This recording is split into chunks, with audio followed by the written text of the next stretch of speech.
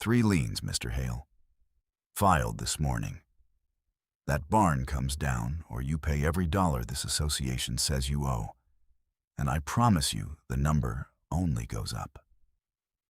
That was Brenda Vossler, president of the Cedar Ridge Homeowners Association, going on 9 years, standing at the foot of my gravel drive in a hot pink blazer and white sneakers that had never seen mud, telling me she had clouded the title on a barn my father raised in 1971. The barn sits on 4.5 acres that have been deeded to my family since before Cedar Ridge was a glint in any developer's eye. She had her clipboard. She had her husband's surveyor's flag stuck in the wrong place. What she did not have, and never once bothered to check, was the name on the holding company that owned the bank where she kept every account she controlled. That bank was mine. The HOA's operating account, the reserve fund, the special assessment escrow, and 3 construction loans her husband had drawn to build the resort at lots on the back 40. All of it cleared through a small chartered community bank. And the controlling interest in that bank had sat in my family trust for 22 years. She had filed liens against a man who held the paper on her entire enterprise. So let me ask you something before I tell you how this went. If a woman in pearls handed you 3 liens on the building your father built with his own hands, and you already knew you held the lever that could collapse her whole scheme, would you have said a word? Or would you have done what I did, which was nod, fold the notice into my shirt pocket, and start a fresh page in the binder? My name is Walt Hale. I am 63 years old. For most of my working life, I was a banker, which is not a glamorous thing to be and is not meant to be. I ran a community bank that my grandfather chartered during the Depression, a small institution in a county most people drive through on the way to somewhere prettier. We held farm notes and home loans and the operating accounts of half the businesses in 3 towns. I retired from the chair 5 years back and handed the day-to-day to people I trust. But the trust that owns the controlling stake still has my name on it. And I still read every quarterly statement the way my grandfather taught me, line by line, looking for the thing that does not belong. The barn is the reason any of this matters. My father built it the summer I turned 9. I carried boards for him from the truck to the foundation line all through July, and my hands blistered and healed and blistered again. And he never once told me to take a break. Because he believed the boy who carried the boards should remember the carrying. I held the level while he set the first post. He crouched down to my height, put his thumb against the bubble, and told me a building is only as honest as the ground you check it against. I did not understand him then. I understood him later. He raised dairy in that barn for 30 years, milked twice a day in the dark of winter mornings, and the smell of it, hay and warm animal and diesel, is the smell I think of when I think of him. When he passed the place to me, he passed the deed and the survey and a shoebox of receipts going back to the year the foundation was poured. Every load of lumber, every bag of cement, the bill from the man who drilled the well. He handed me the box across the kitchen table and said, "This is the proof that it is yours. Do not ever let anyone tell you different." I kept the shoebox. I am the kind of man who keeps the shoebox. 40 years of statements and titles and warranties live in a fire safe in my office, sorted by year, because my grandfather ran a bank through the Depression and taught my father, who taught me, that the man with the document outlasts the man with the loud voice every single time. My wife, Ruth, used to say I would file the weather if it would hold still long enough. She said it as a joke, and I took it as a compliment, and she knew that. And that was most of what was good about being married to her. She passed 4 years ago, in the spring, after a long illness that we fought with everything the doctors had and lost anyway. And the barn is half of what I have left of the life we built. The other half is our daughter, who was 17 that spring and as sharp as her mother ever was. And who had her mother's way of going quiet right before she said the thing nobody else in the room had the nerve to say? Her name is Nina. She lived with me full-time after Ruth died, and she had a habit of seeing things I missed. She was the one who noticed, the first week Brenda started in on us, that the surveyor's flags in our pasture matched the flags going up on the resort parcels behind our line. She said it the way she said most things, flat and certain, while she was doing something else, in this case, loading the dishwasher with her back to me. Dad, those are the same flags. Same orange, same little metal stake, same company tape. I went to the window and looked, and she was right. And I felt something cold settle in my stomach that I did not name out loud. I wrote it down. That is what I did with everything Nina said, and everything Brenda said, and everything the surveyor said. I wrote it down, dated it, and put it in a manila folder labeled with the date Cedar Ridge first sent a letter to a parcel that was never part of Cedar Ridge. Nina watched me write it and asked what the folder was for. I told her it was for when somebody asked me to prove what happened, and that somebody always asks eventually, and the only people who can answer are the ones who wrote it down at the time. Because that was the whole trick, and it took me about a week to see the shape of it. My 4.5 acres were never inside the association. The development wrapped around my land on 3 sides, as the lots filled in over the years. But the original plat, recorded down at the county the year I was born, drew my family's parcel as a separate inholding with its own deed and its own road easement out to the county route. Cedar Ridge had no covenant over my barn, no authority over my fence, no standing to fine me for the color of my own front door. Brenda had spent 9 years acting as though the map in her head was the map on file. It was not. The map in her head had my 4.5 acres swallowed up clean inside her tidy subdivision, the way a person looking at a lake forgets there was a farm under it before the dam went in. And she had a husband who needed her version of the map to be the true one, because his whole plan was drawn on it. His name was Greg Vossler. He ran a development outfit that had been buying up the cheap back acreage above the ridge and floating a plan for a short-term rental resort, cabins and a clubhouse and a private road. The kind of thing that needs financing and permits and, critically, a clean, continuous footprint. My barn parcel sat right in the throat of his road alignment. If he could route the access road across my easement, his project penciled.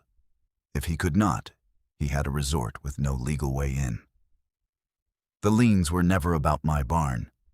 They were a pry bar. Brenda was trying to manufacture enough financial pressure that I would either sell or sign an easement just to make the noise stop. I want to be fair to her, because the easy thing in a story like this is to make the other person a cartoon. And she was not a cartoon. She was a woman who had been deferred to for 9 years, who genuinely believed that running the association made her something like a small mayor, and who had never in those 9 years had anyone hand her a recorded plat and say no. Refusal landed on her like an insult. I watched it happen at my own gate that first morning. When I told her, level as I could, that my parcel was not in her association and she could check the recorded plat at the county, her face did a thing I had seen across a loan desk 100 times. It was the face of someone who has decided the rules are a formality that applies to other people. Everything inside the ridge line is functionally part of our community, Mr. Hale, she said. Functionally. And the community has standards. That barn is an eyesore and a liability, and I have a board that agrees with me. I did not argue. Arguing with Brenda was like arguing with a sprinkler.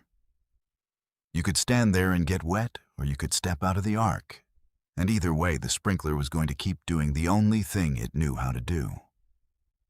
I said I would look forward to seeing the basis for the liens in writing, and I watched her blink because she had come up the drive expecting either a fight or a fold, and I had given her neither. She told me the basis would be plenty clear when the fines came due. She told me she had run this community since before I retired, and she knew exactly where the lines were. I said the lines were at the county, on file, and I would be happy to meet her there any morning she liked. She did not take me up on it. She got back in a white luxury SUV with a vanity plate that said the name of the development, backed it around in my gravel in 3 angry cuts, and drove off. And I stood at the gate and watched the dust hang in the morning light and thought about how my father would have handled it, which was exactly the way I just had, by saying very little and writing down a great deal. I went inside and called the county recorder, who I had known for 30 years, and asked her to pull the original plat and email me a certified copy. Her name was Marguerite, and she had been at that office longer than Brenda had been alive in the county. And she said she remembered the Hale-In holding because it was one of the few parcels in that whole township that had never changed hands or character since the plat was first drawn. She said, "Give me a day." Then I started the folder for real. First entry, dated that Tuesday. Brenda Vossler, HOA president, claims jurisdiction over inholding parcel. Threatens 3 liens, references unspecified board action, no documentation provided, departed in white SUV. That was incident 1. I read it back, fixed 1 word, and closed the folder. And I felt the old steadiness come over me that I used to feel across the loan desk when a man came in shouting and I knew his numbers better than he did. The liens were real. I will give her that. By Friday, I had 3 of them, recorded against my parcel down at the same county office where my plat had sat untouched since the year of my birth. 1 for an unpaid special assessment I had never been assessed, because you cannot assess a parcel that is not in your association, though that did not seem to slow her down. 1 for fines on a structure the association had no authority over, itemized down to the day, as if the precision made the claim true. 1 for what the filing called remediation costs, which as far as I could tell meant the cost of tearing down my barn, billed to me in advance, as though she had already decided the barn was coming down and was simply sending me the invoice. Together, they came to a little over $41,000. I read each one twice, slow, the way I read a loan application from a man I want to say yes to but cannot. I photographed them. I saved the photos to the cloud and to a drive in my desk, and I filed the originals in the folder behind the certified plat that Marguerite had emailed me the day before, so that anyone opening that folder would see the lie and the truth sitting 1 page apart. Incident 2, 3, and 4. I did not call a lawyer yet. I am a patient man, and I had learned a long time ago that the first thing you do when someone hands you a weak document is let them keep talking, because a person standing on bad paper will always, given enough rope and enough audience, say something far worse than anything you could have gotten them to admit. What Brenda did not know, what she could have learned with 1 phone call to her own bank, was that I read the Cedar Ridge Association's accounts every quarter. Not because I was spying. I want that clear because it matters to me. I never once pulled a statement to use against her, never went looking for a weapon. The association banked with us, the way nearly everyone in the county banked with us, farms and churches, and the volunteer fire department and the association too. And a controlling owner reads the statements the same way a farmer walks his fences. Not because he expects trouble, but because that is the job. I knew the reserve fund was thin, dangerously thin for a community that size, the kind of thin that means 1 bad winter of road repair away from a special assessment nobody could pay. I knew the operating account ran close to the bone every single month after the landscaping contractor was paid, and the landscaping contractor, I happened to know, was Greg's cousin. And I knew, because the commercial loan files crossed the desk of people who answered to me, that Greg Vossler had 3 construction draws outstanding against the resort project, secured by the back acreage and personally guaranteed by Greg himself, with covenants written into every one of them that required the project to maintain a clear and lawful path to completion before the next draw would fund. A resort with no legal road is not a clear and lawful path to completion. I had known that, sitting quiet in a folder, for the better part of a year. I had simply never had a reason to do anything about it. And a man who uses what he knows before he has a reason is not careful. He is just dangerous. My grandfather did not raise dangerous men. Now I had a reason sitting in my shirt pocket. I want to tell this part carefully, because the temptation is to skip to the end. And the end is not the point. The point is the climb. And the climb took most of a year. The Tuesday after the liens, Nina came home from school and found a man in a reflective vest standing in our pasture with a transit and a clipboard, taking measurements along our fence line. She did the right thing. She did not confront him. She took out her phone and recorded him from the porch, got the truck and the plate and the company name on the door, and came and got me. I walked out, asked the man who had hired him, and he said the Homeowners Association had retained him to document a boundary encroachment. I asked to see his authorization. He did not have one. I asked him to leave my property. He left. That was Incident 5, and it was the first time I understood that Brenda was building a paper case of her own, and that she thought it would be stronger than mine. It would not be, because hers was built on a survey that started from the wrong corner. I knew the corner. My father had shown it to me the same summer we built the barn, walked me out to the southwest edge of the parcel, and towed the dirt away from an iron pin set in a collar of concrete and said, "This is where the world agrees the land begins. Everything else is measured from here." Greg's surveyor had started from a newer pin set during the development, a bright-capped rod driven sometime in the last decade, which sat 11 feet inside our line. Every measurement he took inherited that 11-foot error, the way a column of figures inherits a mistake in the first entry and carries it all the way to a wrong total. The whole encroachment theory rested on a pin in the wrong place. I wrote that down too.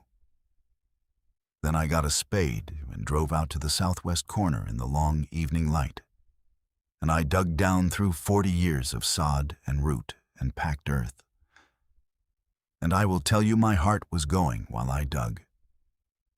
Because if the original monument was gone, if some grader had ripped it out during the development, then it was my memory against their survey, and memory does not hold up against a man with a transit. I dug a careful square, and about a foot down the spade rang on something that was not a rock. And I went down on my knees and cleared it with my hands. And there it was, the iron pin in its concrete collar, exactly where my father had towed the dirt off it 54 years before. I sat back on my heels in the dirt and I laughed, once out loud, alone in my own pasture. Then I went and got that morning's newspaper and laid it beside the pin for the date and photographed it from 4 angles. Incident 6. Except this one was mine, and it was the one that won the whole thing, though I did not say so to anyone yet. The escalation came in steps, the way these things do, and I counted every one. In March, Brenda sent certified letters to the 2 farmers who leased my hay ground, informing them that doing business across an association boundary exposed them to liability, which was nonsense. But it cost me one of the leases when the older farmer, a careful man named Dale, who had bought my hay for 11 years, decided he did not need the headache at his age. He came by to tell me himself, hat in his hands at my kitchen door, and he said, "Walt, I know it's garbage, but I'm 71, and I can't take on a fight that's not mine." I told him I held no grudge, and I meant it. And I wrote down the date and the lost income, about $6,000 for the year, and I added the certified letter to the folder. That was incident 7, and it was the first one that cost me real money. In April, a man I did not recognize showed up in a pickup with a magnetic sign on the door, claiming to be a county code inspector, wearing a badge I did not recognize either. And he walked right up to the barn and put his hand on the door to slide it open. I told him to step back from the building.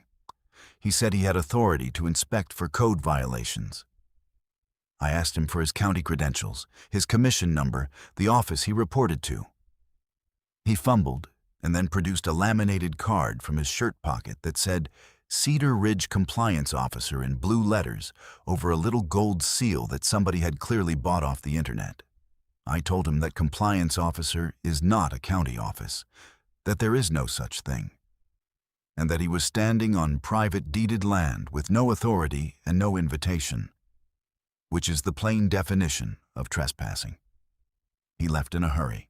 I had Nina's phone recording from the porch the whole time, and I had a clear photo of the badge and the truck and the plate. Incident 8, and the first one that crossed from petty into something with a whiff of actual fraud. Because impersonating a county official is a real thing with a real statute behind it. I saved the photo of the badge to 2 drives that night. By May, the folder was thick enough to stand on its own end. I had a sheriff's deputy out by then, a younger man named Cole, who had grown up 2 roads over and remembered my wife from the church kitchen. He came up the drive in the middle of the afternoon, no lights, and he got out slow and took off his hat, which told me right away what kind of man he was. He was straight with me. He said a filed complaint has to be acted on regardless of whether it has merit, and the association had filed a complaint about my barn being a nuisance, and he had to come documented. I said I understood, and I meant it, because I had spent a lifetime in a business where you do the thing the paperwork requires, whether or not you like the paperwork. He walked the barn with me. He looked at the new tin on the south roof and the swept floor and the tools hung on their pegs. And he looked at the house in Cedar Ridge across my fence with the sagging gutter and the trampoline rusting in the side yard. And he did not say anything about the comparison, but I watched him notice it. Then he leaned on the fender of his cruiser and lowered his voice, even though there was no one for half a mile to hear. Walt, he said, build your pattern. Get every incident on paper with a date, who, what, where. If this goes where I think it's going, the pattern is what makes the case. I asked him where he thought it was going. He said he had seen this shape before. An association president who could not take no. And that it almost always escalated until somebody did something they could be charged for. And that when that day came, the county was going to want a clean, documented sequence, not a man's word. He said he needed to see a clear pattern, 6 or 8 separate incidents minimum, each one dated, before anybody upstream would treat it as harassment rather than a neighbor squabble. I told him I was already past 8. He looked at me for a second. Then he almost smiled and put his hat back on and said, "Of course you are," and got in the cruiser and left. I wrote down that he had come, and what he advised, and the date, and the number of incidents we stood at, and I filed it. Incident 9. I did not tell Cole about the bank. I did not tell anyone about the bank, not even Nina, not yet. Because the thing my grandfather taught me about a lever like that is that it only works once and only if no one sees it coming. You do not wave it around. You do not threaten with it. The man who threatens with his lever has already spent half of it, because now the other side knows to plan around it. You set it down on the table at the exact moment it ends the argument, flat and quiet, and not 1 second sooner. So I carried the knowledge of those loan files around inside me like a stone in my coat pocket all spring. And I said nothing. And I let Brenda keep building a case on a pin in the wrong place. Brenda gave me the moment in July, and she gave it to me in public, which was more than I had hoped for. The association held its quarterly open meeting in the Cedar Ridge Clubhouse, a big room with folding chairs and a long table at the front, where the board sat like a tribunal. I went because the agenda, which the association was required to post, listed an item about the Hale parcel remediation and assessment of costs. I brought the binder. I brought Nina, who insisted on coming and sat in the second row with her arms crossed exactly the way her mother used to. And without telling Brenda, I had asked 2 other people to be in that room. The first was the county recorder, Marguerite, who had agreed to come on her own time and bring a certified copy of the original 1963 plat, the one that drew my parcel as a separate inholding. The second was a woman named Diane, who had worked at the bank for 19 years and now sat as the senior officer over the commercial loan portfolio, and who had brought, at my request and entirely within her authority, the file on the Cedar Ridge Association accounts and the Vossler construction loans. I had not told either of them the whole picture. I had told Marguerite I needed the plat read into a public record. I had told Diane I needed her to be ready to confirm, if asked, the status of certain accounts. Neither knew the other was coming. I am, as I said, a careful man. The meeting opened the way those things open, with Brenda gaveling for quiet and reading a statement about community standards and the unfortunate necessity of enforcement against non-compliant property owners. She named me. She said the association had filed 3 liens totaling $41,000 against the Hale parcel and intended to pursue the remediation of the structure. By which she meant my barn. By which she meant my father's barn. And she said it in the tone of a woman reading a verdict. The Hale property has been a thorn in this community's side for years, she said, looking right at me. And frankly, Mr. Hale, your refusal to cooperate has left the board no choice. Functionally, your parcel sits inside our boundaries, and functionally, that makes it our concern. There was that word again. Functionally, I let it sit. Then I raised my hand the way you raise your hand at a meeting, and I asked the chair if a property owner named in an enforcement action might address the board. Brenda could not say no in front of 40 of her neighbors, much as her face wanted to. She said I had 3 minutes. I did not need 3 minutes. I asked Marguerite to come forward, and I introduced her as the county recorder, and I asked her to describe the document she had brought. She laid the certified plat on the table in front of the board, and she explained, in the dry voice of a woman who has explained 1,000 plats, that the Hale parcel was recorded in 1963 as a separate inholding with its own deed and its own recorded road easement to the county route, that it predated the Cedar Ridge subdivision by 11 years, and that it had never been incorporated into the association by any instrument on file at the county. She said the association had no recorded covenant running against the parcel. She said it plainly, and she said it as a public official reading a public record. And the room went quiet in a way it had not been quiet all night. Brenda's mouth opened. I held up one hand because I was not finished.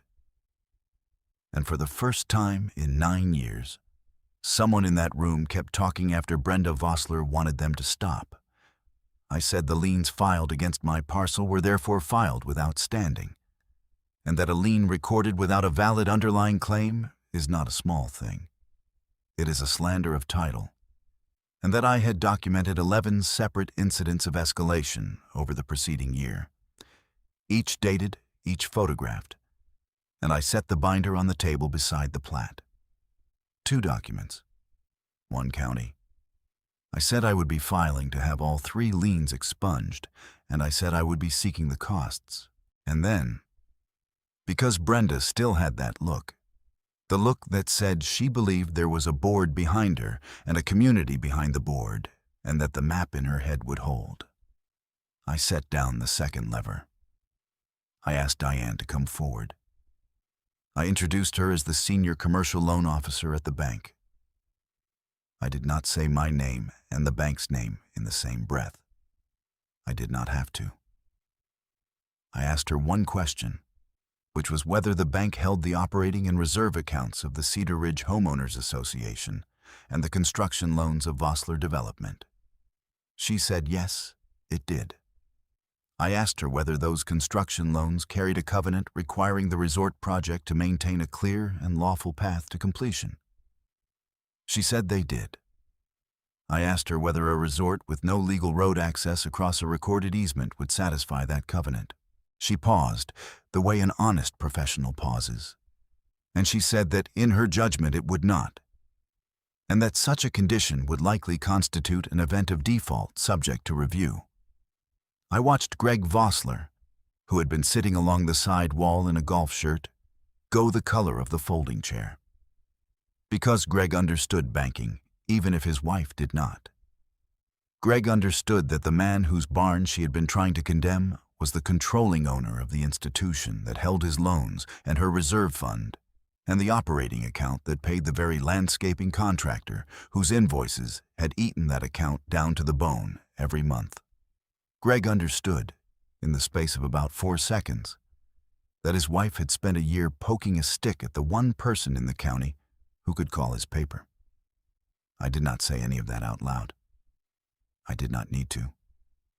I had learned a long time ago that the document speaks, and the silence after it speaks is the loudest part.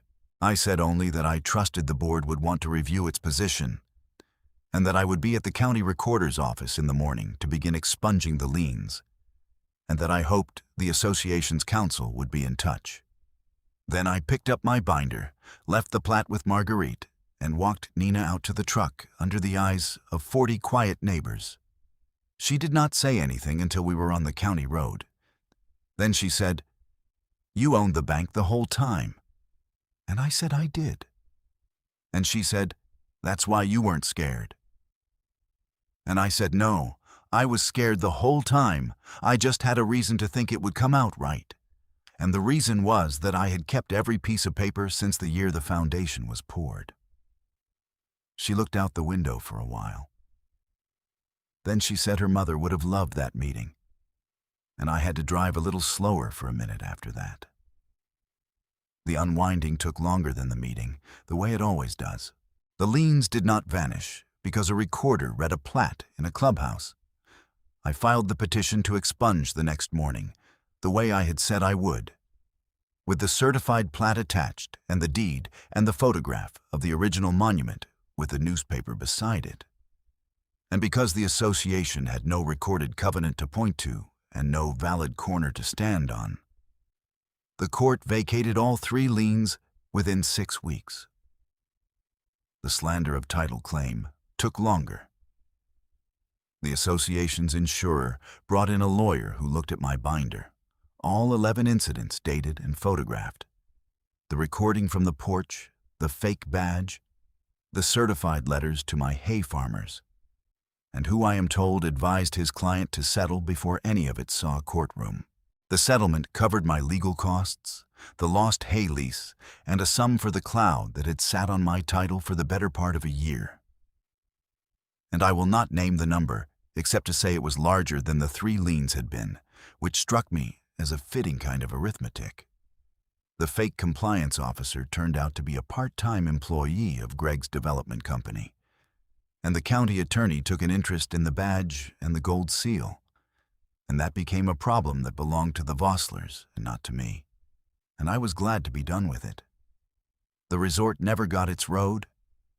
Without my easement, there was no lawful access across the throat of the parcel, and without lawful access, the construction covenant failed its review, and the bank, acting through people who answered to a board I sat on, held the loans to the terms written in the loan agreements and declined to extend the draws. There was nothing personal in it and nothing punitive. The covenant said clear and lawful path to completion. The path was not lawful. The draws stopped. That is all banking ever is, in the end. the patient enforcement of what the paper actually says. Greg had built half a clubhouse and a private road that ran clean across the back acreage and ended at my fence line, at a gate that was mine, on an easement that was mine. And now he had a balance due and no path forward, and a wife who had drawn the county attorney's eye to his payroll. He sold the back acreage at a loss to a buyer who turned it into exactly what it had always been zoned for, which was pasture. And the half-built clubhouse came down. And the last time I drove the county road past it, there were cattle standing in the shade of a stand of pines where the lobby was going to be. Brenda did not finish her 9th year as president. The board that had agreed with her discovered, the way boards always do once the wind shifts, that it had never really agreed with her at all. They held a special meeting and they elected a quiet man named Sam, who had spent the whole saga keeping his head down in the back row. And one of the first things Sam did was move the association's accounts to a bank in the next county over, which I thought showed good instincts on his part, and which I did not contest. I never spoke to Brenda again. I saw her once, months later, at the hardware store in town. And she was buying a single can of paint, and she looked smaller than she had at my gate, the way people do when the costume comes off. And I nodded to her the way you nod to a neighbor. And she looked at the floor. And that was the end of it. I felt no triumph standing there. I want to be honest about that. I felt mostly tired and glad it was over and ready to go home to my barn. Here's the part I want to land on before I tell you the lesson. Because the lesson is not the liens and it is not the bank. It is a Sunday in the fall, after all of it had settled, when Nina and I cleaned out the barn for the first time since her mother died. We hauled out 40 years of feed sacks and broken tack and a chest freezer that had not run since the Clinton administration. And at the bottom of a cabinet my father had built into the wall, Nina found the original receipt for the lumber, dated the summer I turned 9, in my father's handwriting, with the corner of the page worn soft from being handled. She held it up to the light from the big door. I told her that was the first thing that ever went into the shoebox. She asked if she could keep it. I said it was hers already, same as the barn would be, same as the deed, same as the habit of writing it all down, which is the only inheritance that ever really protected anything we owned. So here is the lesson, plain as I can make it.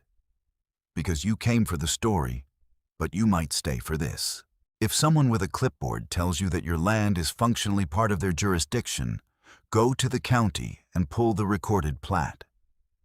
Because functionally is a word people use when the document says otherwise. Find your original corner monument and check the survey against the ground, not against the map in someone's head. Keep the receipts, all of them, the boring ones most of all. Because the receipt for the lumber is the thing that proves the barn is yours. When the pressure comes, do not answer it with anger. Answer it with a dated folder and let the count grow. Because a pattern on paper is worth more than the best speech you will ever give. And never assume the person you are pushing has shown you everything they hold. Most people show you everything. The ones who keep the shoebox do not. If you have a story like this, a fence line, a gate, a barn, a piece of ground somebody tried to take with a letter instead of a deed, put it in the comments. Because I read them, and so do a lot of people who are in the middle of their own version right now and could use knowing how it came out. Subscribe if you want the next one. Because next week I am telling you about a man who got a cease and desist over the water. Well, his grandfather dug, from a developer who never thought to ask who held the water rights downstream. Until then, keep your corners marked and your shoebox full. That is the whole game.